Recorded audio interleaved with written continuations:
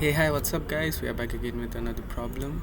Today's problem is insertion of two linked lists, and this is my GitHub repository where I keep track of all the challenges, all the daily problems that I do. I also upload the code as well as an markdown file representing the exact page. So I'll be linking this down below in my video because I don't give a link to this because this is a daily challenge. You can easily go on lead code and find that daily challenge. So I'll be linking this if you want the reference for my code. So in today's question, what we are given is we are given two linked lists, and the linked list converge at some point. That is, they have one common node, and then the whole linked list is just one linked list. But we need to find that common node. How do we do that?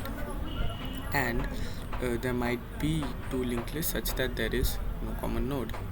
Now, doing this looks pretty easy, right? Like, what do we need to do is we just need to move forward and keep track of the node, and if they are same, that means they are converging at that point. But there's an issue, like a is smaller than b, so b1 and a b has 1 2 and 3, whereas a has 1 and 2. So if we check for a1 b1, a to b2, and there is no a3, so there is c1 then, but we are checking for c3 now, so at that rate we'll never find it. We can of course take two loops, and for this we can check all of this again, for this we can check all of this again, for this we can check all of the we got that. Or what we can do is we can start from b2 and reject this v1. Like, what I did is I first calculated the size of this whole list starting from b as well as starting from a. This is 5, this is 6. Then what I did is, until this is equal to the size of a is equal to b, that is, I'll move 1 in b, then I'll check the size. Okay, both of them are 5. Now I'll start. So this and this will be compared, this and this will be compared, and then c1 will be compared, and we'll get our answer.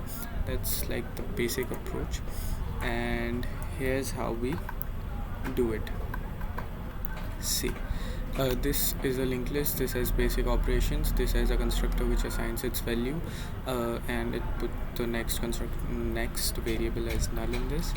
Then there's another function called next, which takes you forward to the next part. Okay. Now, where were we? We were here.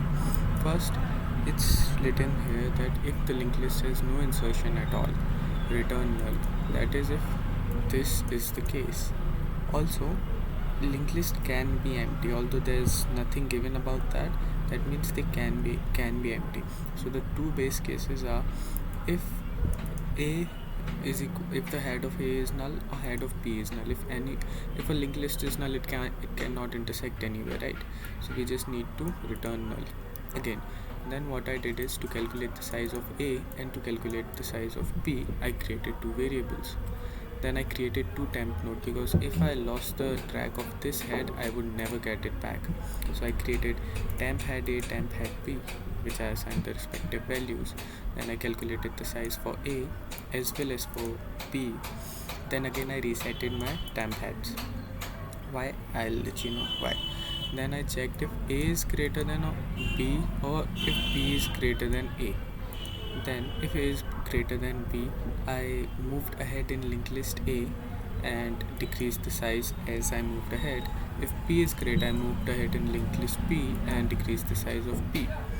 I had to reset my nodes, temp head nodes, because at the end both of them are pointing here. I can't move forward there, of course I can't move backward, so I had to reset it to b1 and a1, and since size of b is greater than a, we move to b2. Then we find out that the size is equal, we break. Then we start another loop, that is this while loop, while one of the temp heads is not equal to null. What this means is, and why we are not checking for another head, is because now the size of both the lists are same, so we do not need to care about both the heads, even one would do the same. Then I checked this condition that if the heads of A and B are same, then return the head of A, or B it's the same thing. And else, I mean, if this is not true in this while loop, just keep moving forward unless it's null. And if it's null, we move out of this loop, we return null. As in this case, we did all the counting, we did everything. The size of this was 2 and this was 3, this was 2.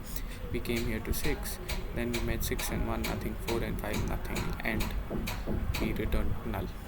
And that was it for this question, guys. Thank you so much for watching. I hope you could understand this.